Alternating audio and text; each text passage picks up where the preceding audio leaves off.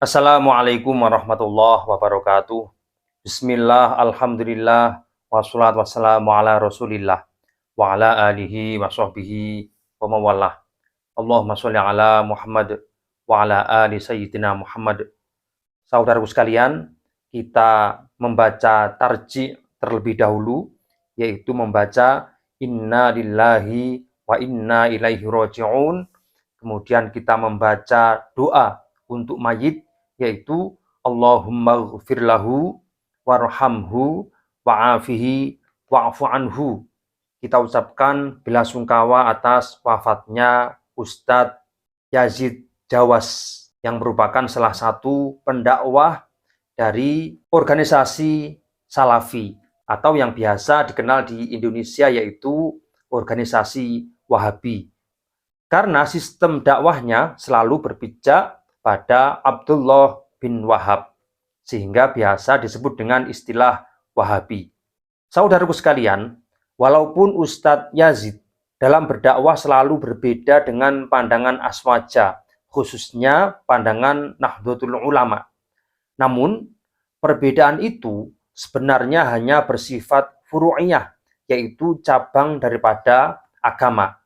Misalnya, beliau mengharamkan kegiatan tahlilan, lalu mengharamkan membaca sholawat nariyah, kemudian mengharamkan maulidan, mengharamkan tawasul, dan melarang ritual-ritual yang tidak pernah dicontohkan oleh baginda Nabi Muhammad SAW.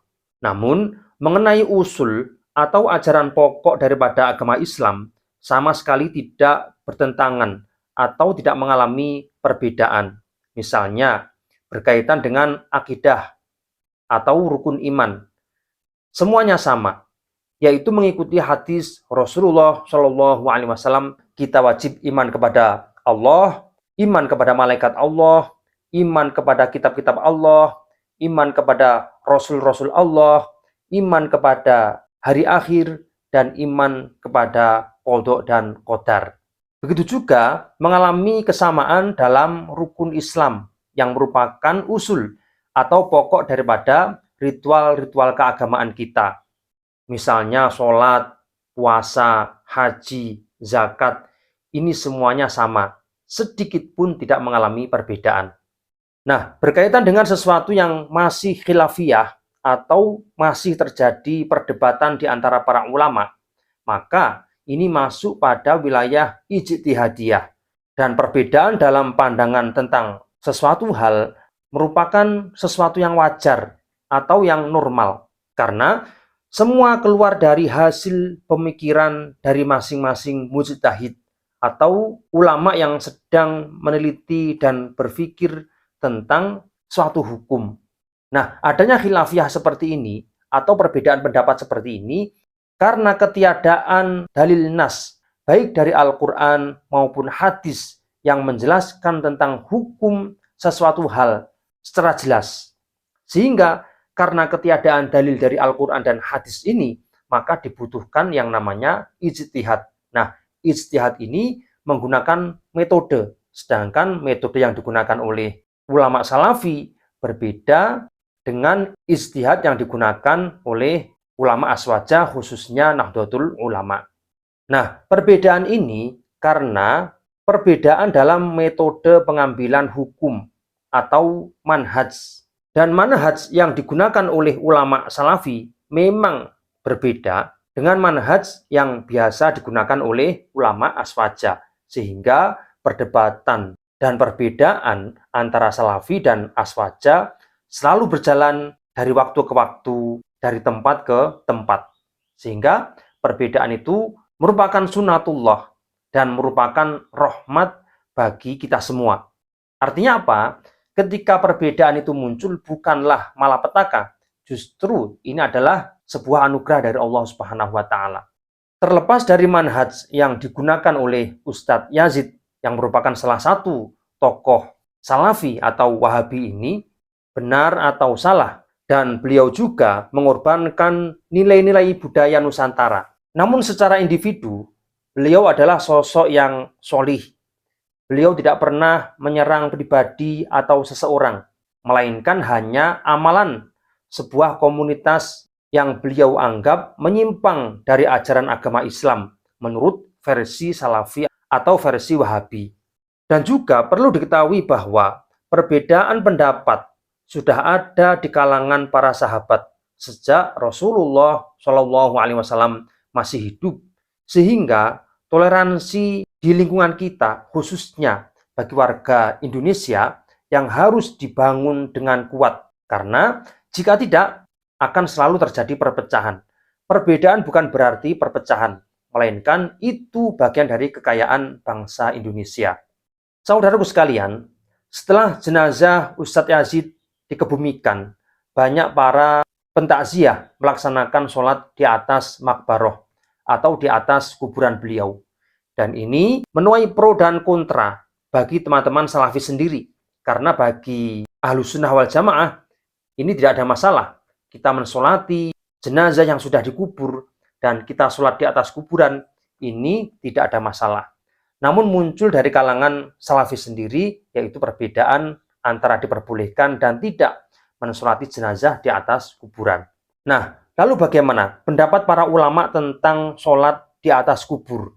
Mari kita bahas bersama. Menurut pandangan madhab Syafi'i, sholat jenazah di kuburan diperbolehkan bagi orang yang terkena tuntutan kewajiban saat kematian si mayit. Oleh karena itu, kita tidak boleh mensolati orang-orang yang meninggal dunia ratusan tahun yang lalu. Misalnya para wali songo, kemudian para ulama terdahulu, para sahabat Nabi, dan lain-lain. Kenapa? Karena pada saat beliau-beliau wafat, kita belum lahir dan belum mendapatkan tuntutan, yaitu kewajiban mensolati si jenazah tersebut.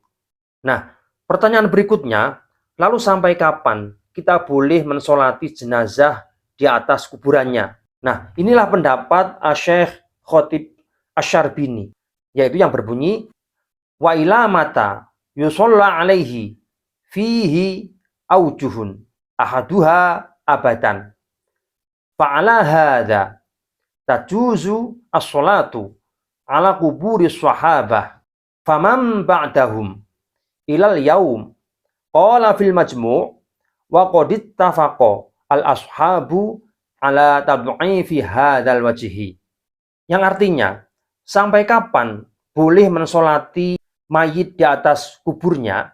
Terdapat perbedaan pendapat. Yang pertama, boleh mensolati mayit di atas kuburannya, yaitu para sahabat dan ulama setelahnya hingga hari ini atau saat ini. Namun, Imam Nawawi rahimahullah dalam kitab Majmu' berbeda pendapat. Dalam hal ini, beliau menganggapnya pendapat yang lemah. Sedangkan menurut pendapat yang lain, ketika diperkirakan jenazah yang ada di dalam kubur tersebut masih utuh atau masih belum hancur, maka ini tetap diperbolehkan untuk melaksanakan sholat jenazah di atas kuburan si mayit. Jadi, siapapun kita boleh mensolati jenazah di atas kuburannya selama diperkirakan jasadnya masih ada, artinya belum rusak. Sehingga kasus sholat jenazah di atas kuburan Ustadz Yazid Jawas sangat diperbolehkan menurut Imam Madhab. Dan ini yang dijadikan patokan oleh Ahlus Sunnah wal Jamaah. Saudaraku sekalian, berkaitan dengan fakta unik yang terjadi setelah wafatnya Ustadz Yazid ini. Di antaranya adalah jumlah pentakziah yang begitu banyak. Padahal saat berdakwah, beliau ini sangat keras dan ekstrim dalam melontarkan pendapatnya, dalam pandangannya. Nah, ini ternyata bisa disebut bagian dari karomah si mayit itu sendiri. Jika kita merujuk pada pendapat Syekh Ihsan Jampes yang mengutip pandangan Sayyid Ahmad Zaini Dahlan, yang mana beliau mengatakan bahwa seorang wali akan tetap terhubung secara batin dengan pengikutnya. Hubungan batin dari antar keduanya, maksudnya dari guru dan murid, membawa keberkahan tersendiri bagi si murid. Perlu diketahui bahwa keistimewaan seorang wali terkadang tidak begitu terlihat pada saat dia masih hidup. Ini dikarenakan adanya penutup dari sisi kemanusiaannya, sisi manusiawinya. Sehingga apa? Kelebihan-kelebihan ini tidak terlihat, tidak nampak pada saat beliau masih hidup. Apa sisi manusia? Ya kita butuh makan, butuh minum, butuh istri, butuh kerja, dan lain-lain. Sehingga sifat manusiawi ini menutupi karomah yang dimiliki oleh seorang wali. Nah, terkadang terjadi seperti itu. Walaupun ada seorang wali yang mana keistimewaan yang dia miliki sudah tampak sejak dia masih hidup. Jadi ada beberapa wali yang karomahnya itu sudah muncul sejak beliau masih hidup sampai beliau meninggal dunia. Ini bisa kita lihat dalam kitab Sirajut Thalibin juz 1 halaman 466 karya Asy-Syaikh Ihsan Jampes dari Kediri, Jawa Timur. Saudaraku sekalian, terlepas apakah Ustadz Yazid percaya dengan wali atau percaya dengan karomah ataukah tidak, yang jelas pada saat beliau masih hidup selalu mengajarkan kebaikan dan amal solih kepada umat melalui berbagai media, baik media online maupun media offline. Dan secara individu, beliau adalah orang yang solih, yang taat beragama, walaupun dalam bidang dakwah selalu berbeda dengan pandangan aswaja atau ahli sunnah wal jamaah, khususnya Nahdlatul Ulama. Oleh karena itu, kita wajib melihat dari sisi kelebihan. Adapun perbedaan pendapat itu kita anggap bagian dari kekayaan keilmuan dan kekayaan budaya masyarakat Indonesia. Sehingga wajib bagi kita menghormati dan ta'zim kepada almarhum Ustadz Yazid Jawas dari 3 pertimbangan, yaitu yang pertama, menjaga ukhuwah Islamiyah, menjaga persaudaraan sesama umat Islam. Mengingat Ustadz Yazid Jawas ini adalah seorang muslim yang taat, maka wajib bagi kita menyayanginya sebagai seorang muslim. Karena apa? Ukhuwah Islamiyah ini hanya berlaku bagi sesama penganut agama Islam, sedangkan yang lain tidak berlaku. Kemudian yang kedua, kita menghormati Ustadz Yazid karena menjaga ukhuwah watoniyah. Ukhuwah watoniyah yaitu menjaga persaudaraan sesama anak bangsa, mengingat beliau dan kita semua adalah sama-sama rakyat Indonesia, maka wajib bagi kita untuk menghormati dan menghargai apa yang ada dalam diri beliau, termasuk karya pemikiran beliau yang sering beliau lontarkan. Kemudian yang ketiga, dengan pertimbangan menjaga ukhuwah basyariyah. Ukhuwah basyariyah yaitu menjaga persaudaraan sesama manusia. Selama dia masih berbentuk manusia, siapapun itu, wajib bagi kita untuk menghormati dan memposisikan dia sebagai seorang manusia. Sehingga apa?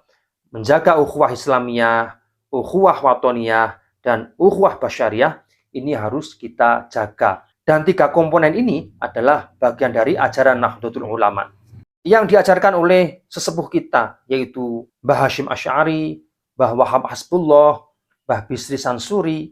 Semuanya mengajarkan tentang cinta kasih terhadap siapapun.